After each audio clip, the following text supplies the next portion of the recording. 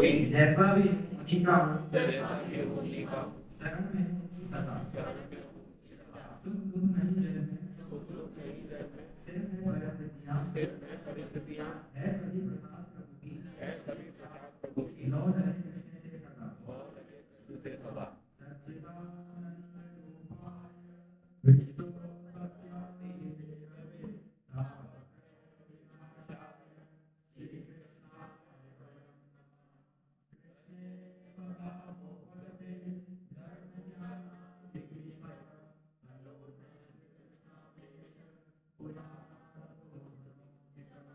वसुदेव सुतं देवं कंसचाणूरमर्दनं देवकी परमानन्दं कृष्णं वन्दे जगद्गुरुं कृष्णं वन्दे जगद्गुरुं। शिवांगी जी पढ़िए पंचरत्न के श्लोक आपके जन्मदिन पर।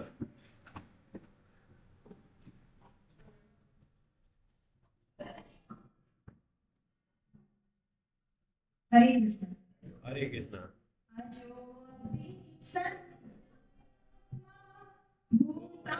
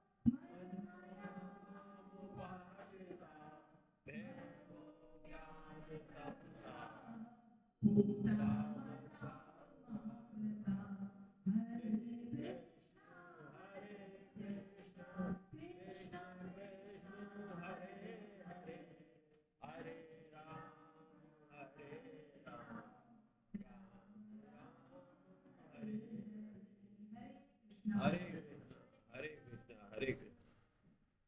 तो जैसा हम पुरुषोत्तम योग के 11 श्लोक हमने करे पिछली बार, और 11 श्लोक में 2.5 पौने 3 घंटे लगे, क्योंकि भगवान का अध्याय है, और भगवान का अध्याय पुरुषोत्तम का एक पुरुष के द्वारा पढ़ना कितना मुश्किल काम है, लेकिन भगवान उसको सरल बना देते हैं।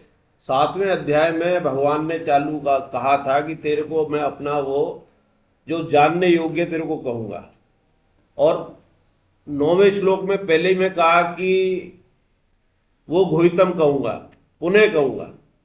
पुणे का मतलब है फिर, और आज कहेंगे कि वो घोहितम कहूंगा। राज विद्या में कह दिया था कि तेरे को मैं घोहितम कहूंगा, और आज फिर कहेंगे कि आज मैं घोहितम कहूंगा, आज के श्लोकों में आएगा। और वो घोहितम क्यों है कि वो बड़ा गोपनीय है। फिर 18वें में कहेंगे कि ये गोपनीय संवाद, ये गोपनीय बात अभक्त को नहीं कहनी है। 18 बाई 68-69 में कह तो रहे भगवान की इसका जो प्रचार करेगा निष्काम भाव से। आप जाने दीजिए। हरे कृष्णा हरे कृष्णा। आ रही है, आ रही है। तो भगवान ने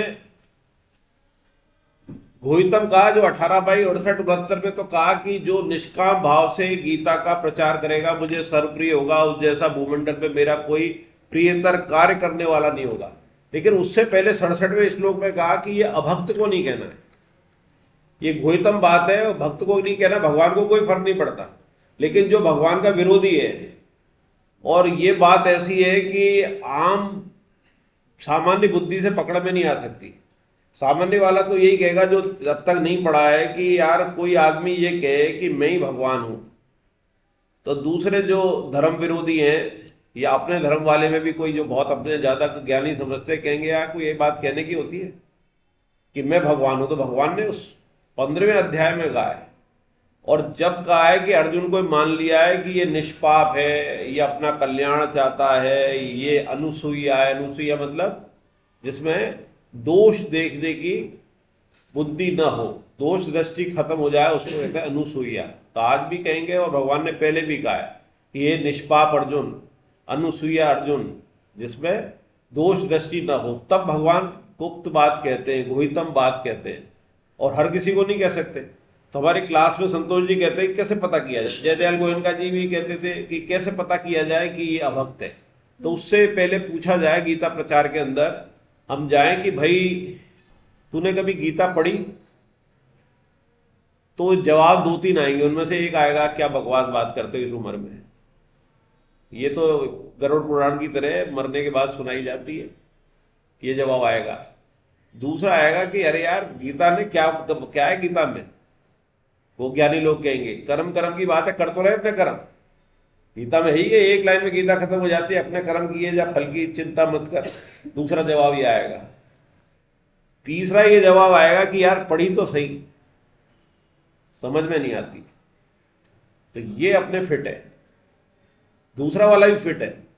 एक ये होगा, ये कह देगा क्या बकवास लगा रखी यार, ये तो कपोल ग्रंथ है, किसने देखे कृष्ण, किसने देखे राम, जिए और मौज करो, इसके आगे पीछे कुछ देखा है क्या? अपन ने शरीर देखा, इसी को संभाल लो, इसी के मजे मारो, ये दोबारा मिलना है क्या? जो सुख दुख मिल रहा है वो शरीर से ही तो मिल रहा है, मजा आ रहा है कि नहीं आ रहा है? और स्वर्ग की बात करते हो, भगवान के आनंद की बात करते हो, तो शरीर में जो आनंद मिल रहा है, भोगने में मिल रहा है, वही भगवान है। तो ये बहुत उच्च कोटि के आदमी है, इनसे पार पाना मुश्किल है, तो इन पे ज्यादा समय खराब करना नहीं है। समय उन पर खराब करना है जो पहले नंबर पे तो हुआ है कि समझ में नहीं आती, तो उसका अपना उत्तर ही होना चाहिए कि हमारे भी नहीं आती थी, और नहीं आती थी, सच्चाई है ये। तो बोले यार एक तरीका मिला है ऐसे ऐसे, और संस्कृत तो अपने भाषा है ही नहीं, हिंदी में समझ रहे अपन तो, और ऐसी क्लास चलती है, और क्लास ऐसे चलती है, ये चलती है, 1-2 साल में पढ़ रहा हूँ। तो बोले यार कुछ आई समझ में? बोले आई यार, तेने मेरे में अंतर देख रहा है, तूने, तेरे से पहले अगर तू ना कर देता तो गुस्सा हो जाता था, अब तू ना कर रहा है फिर भी प्रेम से बोल रहा हूँ। तो ये आप उसको तरीके से समझा सकते हो, तो वो गीता क्लास में आ जाएगा। और जब ये इस स्थिति पे आ जाएगी तो उसी को बोलना है ये गुहितम। जब वो पढ़ने लग जाएगा तो भगवान 7वें से 9वें तक आते आते, जो 7वें में चटपटी भगवान को लगी बताने की, अर्जुन 6 तक तो नहीं लगी, बस 7वें से लगना चालू हुई, जो यहां उसका उपसंहार हो रहा है। इसीलिए इसको शास्त्र की संज्ञा दी।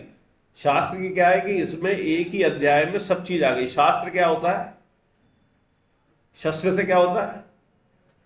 शस्त्र और शास्त्र में क्या अंतर है? दोनों में ताकत है। तो शस्त्र तो शरीर के लिए होता है, शरीर को बचाव के लिए, अपना शरीर का बचाव करे। मारना दूसरी बात है, अगर खाली एटम बम आपके पास है तो ये आपको मार नहीं सकता, तो बचाव हो गया ना, बिना किसी को मारे बचाव हो रहा है। तो किसी को पता है कि यार इसके पास AK-47 लाइसेंस वाली है, वैसे तो होती नहीं है, पर लाइसेंस वाली हर समय रखता है, या पिस्टल इसके पास हर समय जेब में रहती है और लाइसेंस वाली है, तो कोई उससे टकराएगा क्या? यार ये तो चला सकता है। तो शस्त्र वो है जो बिना मारे आपका काम कर दे और आपकी बचाव कर दे, तो वो शस्त्र। शास्त्र भी वही है। शास्त्र क्या करता है? आपका इस संसार से बचाव कर दे। संसार के जो अस्त्र शस्त्र शरीर पर चल रहे हैं और आत्मा जिसके चक्कर में फंस जाती है और जीवात्मा बन जाती है, उससे बचाव कर दे, वो क्या है? शास्त्र। और शास्त्र का अगर पढ़ना है तो समझना पड़ेगा। शास्त्र में 3 चीज आ जाएंगी, संसार आ जाएगा, जीव आ जाएगा जो हम स्वयं हैं, और तीसरा भगवान आ जाएगा। तो संसार, जीव और भगवान को जो पहले समझ ले, और समझ के फिर उसके जरिए भगवान प्राप्त कर ले आखिरी, तो वो क्या कहलाएगा? शास्त्र का उपयोग। शास्त्र हो गया, इसमें तीनों चीज समझ में आ गई तो हो गया शास्त्र, और उसका उपयोग भी तो होना चाहिए। जब शस्त्र के उपयोग से हमारी सुरक्षा चालू हो गई, होते ही तो शास्त्र हमने पढ़ते ही, हमारा ज्ञान होते ही हमारी सुरक्षा चालू हो गई। किससे? संसार से, संसार से भटकने से, जीवात्मा बनने से, और भगवान को प्राप्त करने से। तो ये तीनों चारों चीज जो अभी कही है वो इस अध्याय में है। एक ही अध्याय में है, और वो तब आई है जब हमें पहले पूरा बेसिक मटेरियल तैयार हो गया, हमारी बिल्डिंग तैयार हो गई है कि अब रंग रोगन चालू हो रहा है, बढ़िया मजबूत बिल्डिंग हो गई है। अब रंग रोगन का फायदा है, पहले कच्ची बिल्डिंग में रंग रोगन करते थे, गिर जाती है, रंग निकल जाता, तो पुट्टी वुट्टी बढ़िया हो गई, उसकी तराई भी हो गई। अब जाके रंग रोगन भगवान ने चालू किया है, तो इसलिए इसको शास्त्र की संज्ञा की, शास्त्र।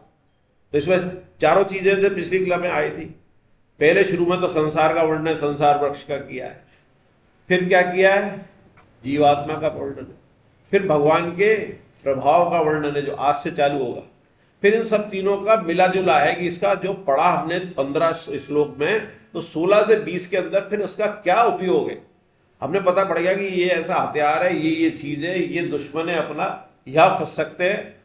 अब इन सब का ज्ञान होने के बाद वो आखिरी के 5 श्लोक में ये है कि अब इसका उपयोग करके हम तर जाए। इतनी बढ़िया आखिरी श्लोक में बात भगवान कह देंगे कि जो इसको समझ लेगा वो बुद्धिमान, उसमें तीनों चीज मिल जाएंगे। आखिरी श्लोक की ये लाइन है, और हर अध्याय का नोट करना, आखिरी श्लोक बहुत महत्वपूर्ण, हर अध्याय का आखिरी श्लोक पहले पढ़ो और आखिरी श्लोक को समझो, वो सार आ जाता है अभी तक की गीता का, जो भी सारी के आखिरी श्लोक है। एक श्लोक में तो भगवान ने क्या चेताया था कि आखिरी में मेरे एक अंश में करोड़ों ब्रह्मांड है, तब भगवान अर्जुन को लगा, अगले भी प्रश्न कर डाला उसने कि यार बताओ, बता सकते हो तो, तभी तो फिर विभूति योग आया, और विभूति के बाद क्या आया, विश्वरूप आ गया, और इतना सब बताते बताते फिर उसका खैर अक्षर आया। और इसके अंदर बड़ी अजीब बात आई कि अभी तक जो भगवान कह रहे थे उसी का खंडन कर देते, तो हमारे शुरू में समझाने के लिए तो हम कह देते हैं कि हाँ भाई, बच्चे को जब पढ़ाते ना आ फर अनार और ये बा, फिर उसके बाद आ से बुरी चीज भी हो सकती है और अच्छी भी हो सकती है, और आ में मैं भी हूं और नहीं भी हूं ये भी हो सकता है, आ हटा दो तो भी काम चल सकता है, ये भगवान आगे बताते हैं। तो आज ही के में आएगा कि पुरुष और प्रकृति कहते थे पहले, शरीर शरीर ही कहते थे, आत्मा परमात्मा कहते थे, परा अपरा कहते थे। परा अपरा करते करते तो ऐसा लगता था कि परा मतलब क्या है, चेतन। चेतन कौन है, आत्मा और अपन, और अपरा में कितने, 8, 5 को महाभूत और उसके साथ मन बुद्धि अहंकार, ये जड़ है। जड़ जो अपने को भी नहीं जान सकता, दूसरे को क्या जानेगा। चेतन जो जड़ को भी जान सकता, अपने को भी जान सकता, तो वो चेतन है। तो अपने को ऐसा लगता था कि अब अपन जो है परा है तो भगवान है हम, तो परा मतलब भगवान वाले दो विभाजन किए, लेकिन यहां ये कह दिया कि प्रकृति, प्रकृति मतलब वही आपकी अपरा, प्रकृति आएगा तो अपरा जो है वो हो गई प्रकृति, वही 8, और उसके साथ आत्मा को हमें भी जोड़ दिया और क्या कह दिया, पुरुष। इन दोनों को पुरुष कहते थे, वैसे पुरुष प्रकृति अलग कहते हैं, लेकिन अब जब इनको पुरुष कह के जब ये पुरुष हो गए तो भगवान क्या है, उत्तम पुरुष।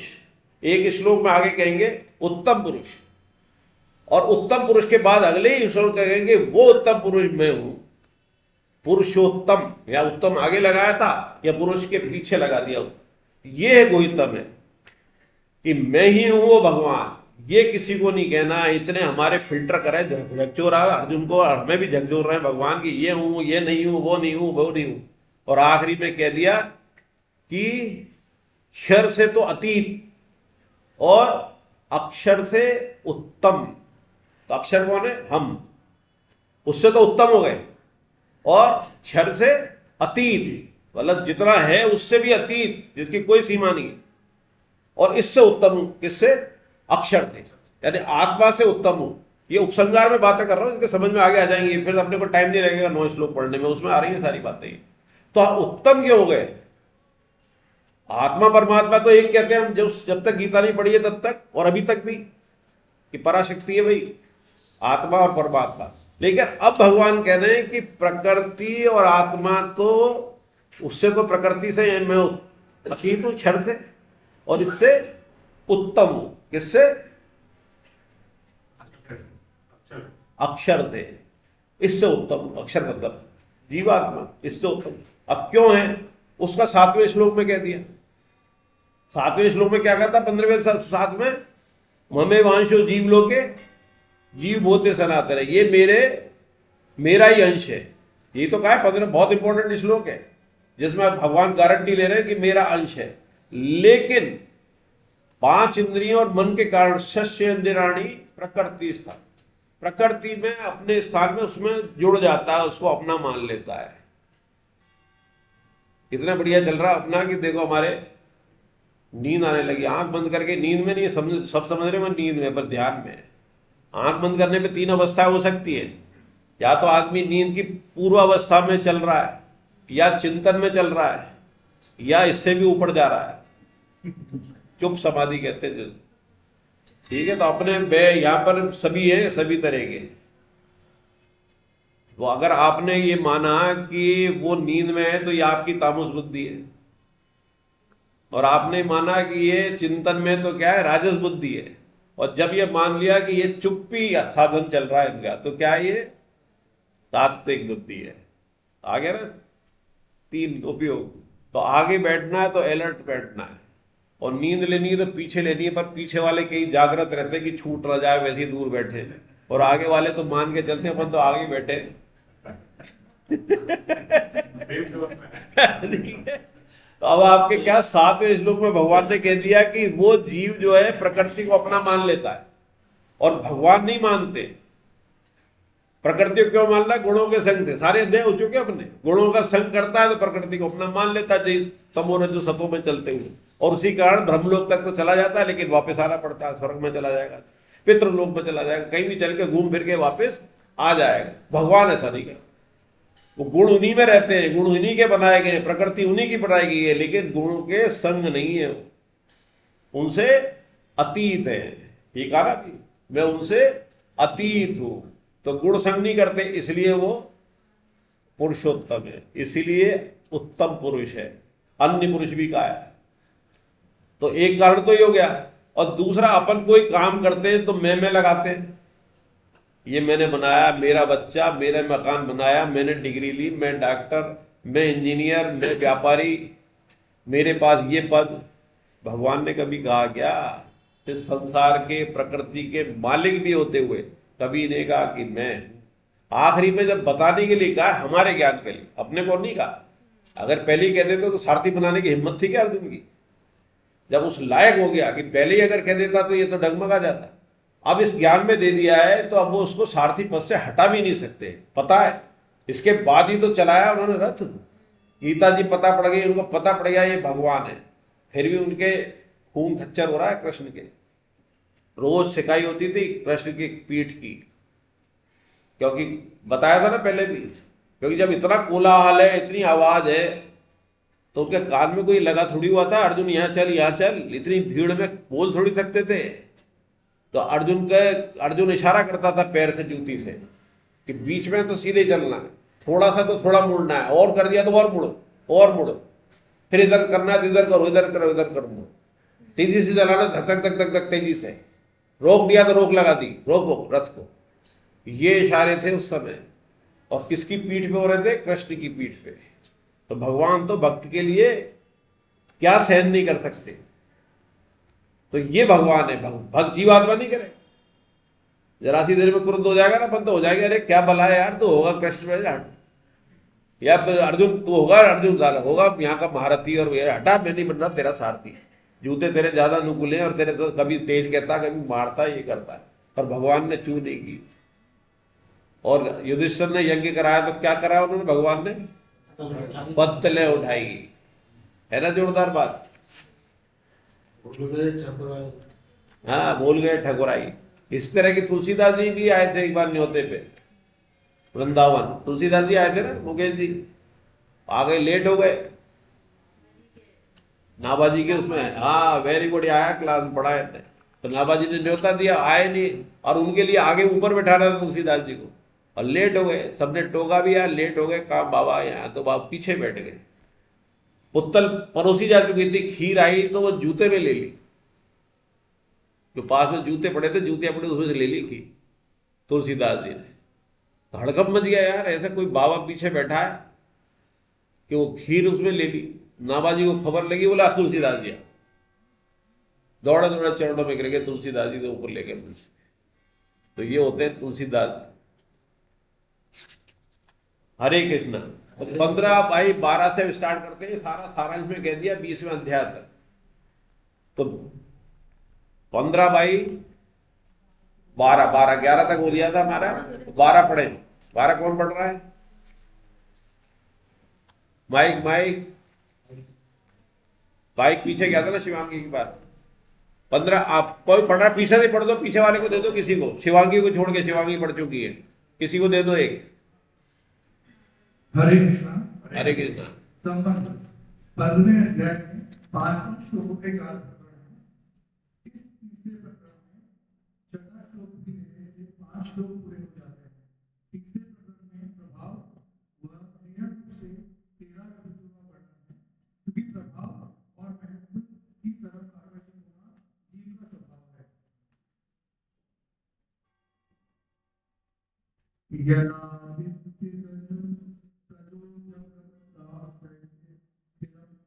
यच्चंद्रमासि यच्चो तेजो वृद्धिमान गमाविश्वच भूतानि धारयाम्यहं मोचसा पुष्णामि चोषधि सर्वा सोमो भूत्वा रसात्मकः अहं विष्णुरो भूत्वा प्राणिनामदेवाश्रिता प्राणापान समायुक्त पंचांग यंत्र चतुर्विध सूर्य को प्राप्त हुआ और तेज संपूर्ण जगत को प्रकाशित करता है, और जो तेज चंद्रमा में है तथा जो तेज अग्नि में है उस तेज को मेरा ही जान। मैं ही पृथ्वी में प्रविष्ट होकर अपनी शक्ति से समस्त प्राणियों को धारण करता हूँ और रसस्वरूप चंद्रमा होकर समस्त वनस्पतियों को पुष्ट करता हूँ। प्राणियों के शरीर में रहने वाला मैं प्राण पान से युक्त वैष्णव जगन्नाथी होकर 4 प्रकार से अन्न को पचाता हूँ। हरे कृष्णा। हरे कृष्णा। हरे कृष्णा। ये छोटी वाली सरल गीता सबके पास है? अभी है? अभी किस किस के पास है?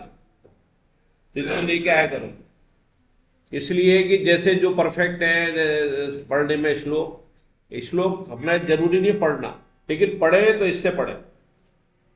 आप सबके पास है ना? नहीं है तो ले लेना, 10 15 20 रुपए की किताब है सरल गीता, इसमें मिल जाएगी। तो इसमें कैसे, जैसे अभी श्लोक पढ़ा और पढ़ना चाहिए, पढ़ा तो क्योंकि हम क्लास में पढ़ेंगे कॉन्फिडेंस आएगा। तो इसके अंदर क्या है कि इसमें तो एक सा मिला हुआ है, इसमें वो 8 के भाग जैसे बताए थे, बात नहीं करे आवाज आ रही है।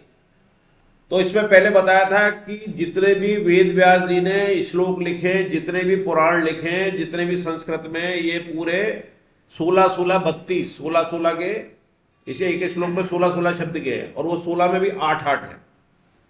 तो वो 8 8 करके पढ़ेंगे तो लय बनेगी। तो इसके अंदर सरल गीता नाम ही इसलिए, और इसमें सरल गीता में देखें तो ये लाल से है, और एक बोले नहीं बोले नहीं बोले नहीं, लाल से और काले से। तो लाल का मतलब एक साथ पढ़ना है, काला वाला एक साथ पढ़ना है, फिर लाल का पढ़ना है। तो उसको पढ़ेंगे तो वो लय बनेगी। 8 8 शब्द है ये। तो जैसे इस श्लोक को पढ़े अपन, 12वां जो भी पढ़ा था, यादित्य गतम तेजो जगत भाष्य तेखिलम यचंद्रमसि यच्चाग्नो ततेजो विधि मामकम। तो एक लय बनेगी। मुझे भी नहीं पढ़ना आता था और अभी भी नहीं आता, लेकिन जब इससे पढ़ूं और इससे पढ़ूं तो बहुत अंतर आ जाएगा। हमें ये पता हो जाएगा कि कहाँ से रुकना है और वो कौन से 8 एक साथ पढ़ने हैं। तो ऐसे पढ़े तो इसको लेके आए, क्योंकि श्लोक पढ़ने का किसी का भी नंबर आ सकता है, और जो लेके आए वो तो इसी से पढ़े, इससे सरल गीता से। तो श्लोक पढ़ने का अभ्यास हो जाएगा। अकेले में भी जब रिवीजन करें तो पहले इससे पढ़े, फिर अर्थ इससे पढ़े। तो अब इसमें भगवान क्या कह रहे हैं? सूर्य को प्राप्त हुआ जो तेज संपूर्ण जगत को प्रकाशित करता है, और जो तेज चंद्रमा में है तथा जो तेज अग्नि में है, उस तेज को मेरा ही जान। ये आ चुका ना, पहले विभूति योग में आ चुका, विश्वरूप दर्शन में भी आ चुका है। तो जो इतना हजारों सूर्य के बराबर रोशनी भी मुकाबला नहीं कर सकती, इतना तेज है।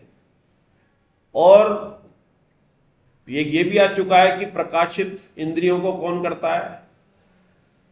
मन। मन को प्रकाशित कौन करता है? बुद्धि। बुद्धि को प्रकाशित कौन करता है? हम स्वयं। और हमको प्रकाशित कौन करता है? भगवान। तो ये अंदरूनी तेज भी वही है, सूर्य को तेज देने वाले भी वही है, चंद्रमा को जो सूर्य से तेज आ रहा है तो सूर्य को भगवान से आ रहा है, चंद्रमा से फिर तारों में जा रहा है, सूर्य से तारों में जा रहा है। तो जो भी तेज दिखाई दे रहा है इस संसार में वो उसका अल्टीमेट क्या है? भगवान। तो भगवान यही कहना चाह रहे हैं कि सूर्य का तेज मैं ही हूं, और चंद्रमा में जो तेज है और अग्नि में जो तेज है उसे तू मेरा ही जान। यहां अग्नि के दो रूप हैं, एक तो जलाने वाली, सामान्य रूप में तो एक जलाने वाली और एक प्रकाश करने वाली, दो तरह के अग्नि के रूप होते हैं। तीसरा एक यहां पर और आया, जठराग्नि। जठराग्नि, आप देखो कि अगर आप बहुत देर भूखे हो, अब किसी को बिना किसी कारण से भोजन नहीं मिल पा रहा हो, हालत कितनी खराब होती है। वो इतनी अग्नि तेज है, उसके सामने बर्फ भी रख दो तो भी उसके ठंडक नहीं आएगी, अंदर से उसको इतनी घबराहट, जिसको हम कहते हैं ना चूहे कूद रहे। चूहे नहीं है, वो एसिड है, एसिड, हाइड्रोक्लोरिक एसिड। एसिड मतलब तेजाब, तेजाब मतलब अग्नि।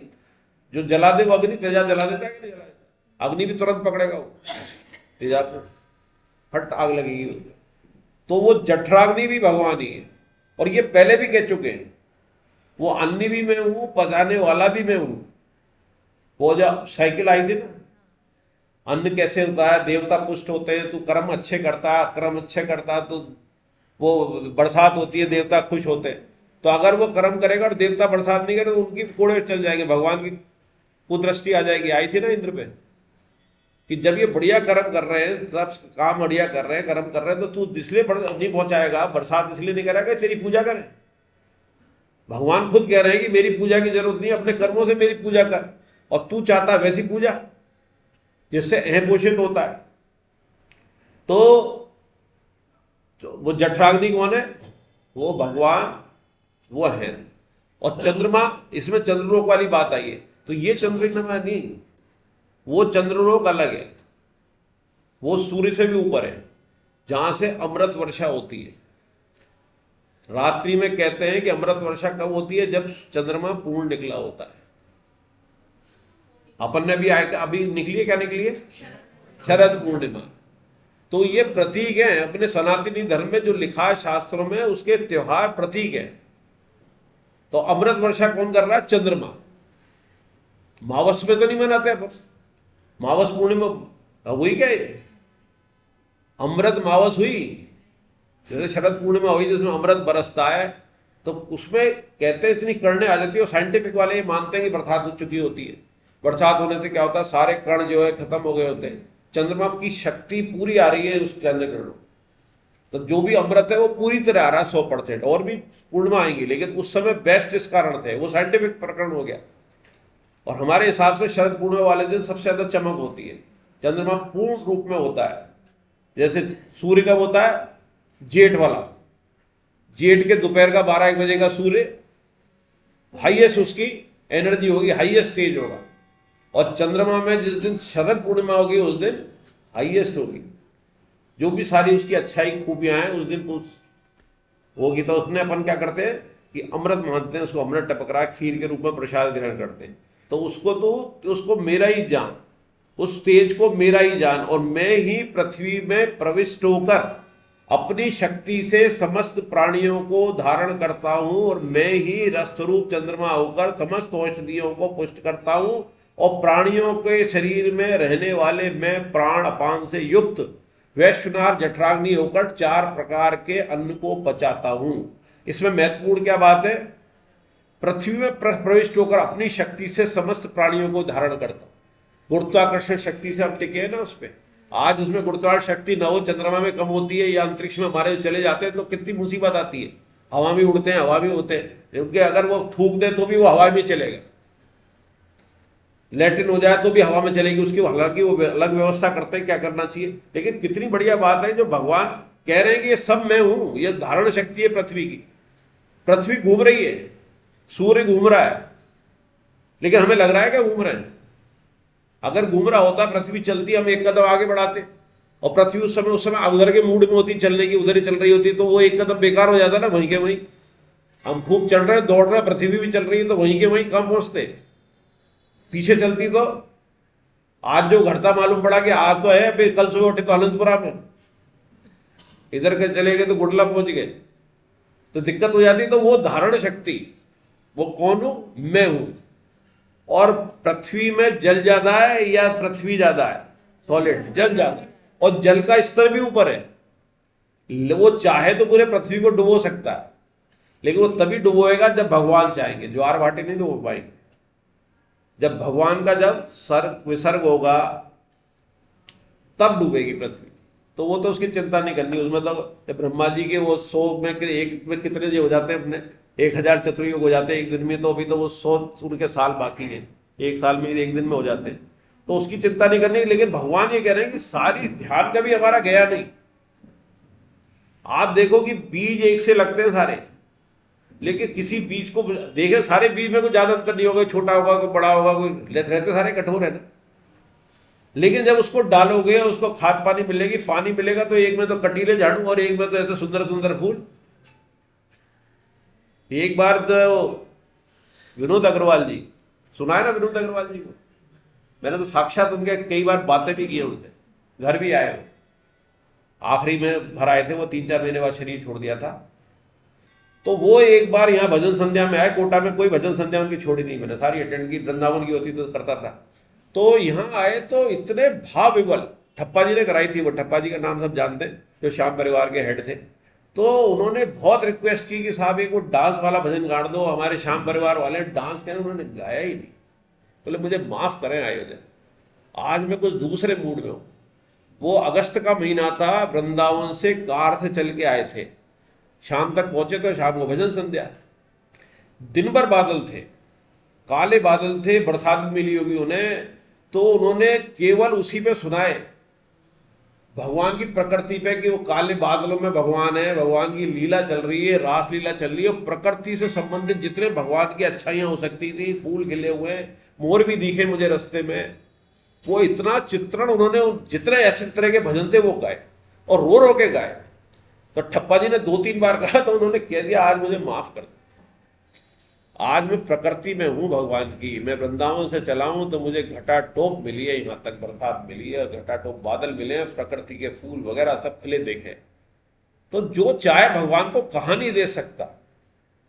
वो इतने लीन थे, इतने लीन थे, बहुत से संतों से ऊपर थे। उनकी मैं अंत्येष्टि में भी गया था वृंदावन। वृंदावन में जितने उपस्थित उस समय के संत थे, बड़े बड़े, सारे वहां थे, कोई रो नहीं रहा था, सब भजन गा रहे थे। और हमने उनके मुख दर्शन किए। एंड हो गया था उनका, सब भीड़ थी, हम थोड़ा आधा घंटे लेट पहुंचे, 3 बजे का टाइम था, कार फंस गई हमारे, 3:30 पहुंचे। तो सबने रोक दिया, घेर के खड़े थे कि चरण दर्शन कर लो, चरण दर्शन कर लो। मुख को ढकने वाले थे वो। पता नहीं बालाजी के पास शक्ति कहां से आई। मेरे साथ एक पेट्रोल पंप वाले भी थे, वो उनके भगत थे, शंभू जी माहेश्वरी। तो मैंने उनसे जोर से कहा, चिल्ला के, कि कोटा से चल के यूं ही नहीं आए, हट जाओ, मुख दर्शन करेंगे। एक जोर की आवाज निकली, सारे हट गए और हमने दर्शन किए। तो स्वामी जी यही बात कहते हैं, ये तो अपने भक्तों के दर्शन की बात थी, भगवान के दर्शन भी स्वामी जी एक लाइन में कहते हैं, एक लाइन में भगवान के दर्शन मिल जाएंगे।